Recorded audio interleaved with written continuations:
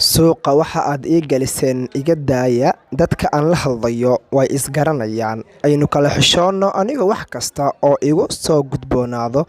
Aniga ayaa ka hadla oo ma ahi qof isqarinaya. Hadalladaasi waxay ahaayeen hadallada ka soo baxayay Khadra Saliimo maankeeda. Afkeeduna ay inooga soo tabanayso maxaa yeelay maanka waa kan lagu fikiro, afkuna waa kan laga soo gudbiyo rahda. Anigu waxaan ahay King Solfar. Assalaamu calaykum waraxmatullaahi tacaala wabarakaatuh. Asxaabtayda qaaliga ah meel walba dunida ka joogtaan, waxaan idin leeyahay soo dhawaada in badan soo dhawaada. Halkani waxaan kusoo gudbin doonaa muuqaal aan uga hadli doono hobalada caanka ah ee Khadra Saliimo. Khadra Saliimo aniga ah ka King Solfar ahaan waa gabar aan aad u taageero, isla markaasna aan jecelahay fankeeda iyo nolosheeda intaba.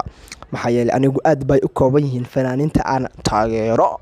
Khadra Saliimona waxay ka tahay gabadha ugu horeysa fanaaniinta iyada ahay. Haddaba Khadra waxay ka hadlaysaa ayaa ah wax isla markaasna dhab ah oo jira. Maxaa yeelay Khadra waa gabar aad looga been abuuray oo Soomaalidu aad u hadal hayso. Anigu waxaan ba dhihi lahaa Khadra waa bilaa dambi, ilaahu yaan ku dambaabin. Maxaa yeelay waa gabar aad afka loogu hayo, xantuna aad loogu hadal hayo. Khadra waxay aad uga cabanaysaa hadallada been abuurka ah ee magaalada loo soo geliyay ay ka mid tahay barnaamijkii ahaa Khadra waxay magaalada ugu dhoofaysaa mursal awgi, maye waxay magaalada ugu dhoofaysaa Hodan Cabdiraxmaan awgi. Balse Khadra ayaa ka biyo diiday oo tiri anigu waxaa bari baan ka ahay, cidna Hargeysa ugu tagi maayo, cid aan coon la ahayna ma jirto.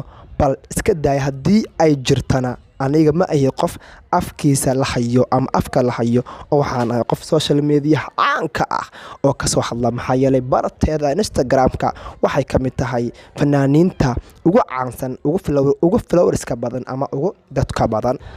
Haddaba Khadra Saliimo aniga ka King Solfar ahaan waxaan idiin soo gudbin lahaa in la tixgeliyo hadalkeeda, isla markaasna aad ugu beegan in ay tahay gabar aad loogu been abuuro, oo isla markaasna dadku aad u hadal hayaan hadalladeeda iyo xanteeda.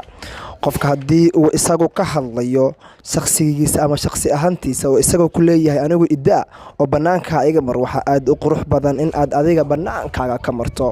Maxaa yeelay waa gabar masaakiin ah, isla markaasna fanka ku jirta. Ma ahan in la xagxagto ama waxyaabo aysan u qalmin in adeer laga sheego.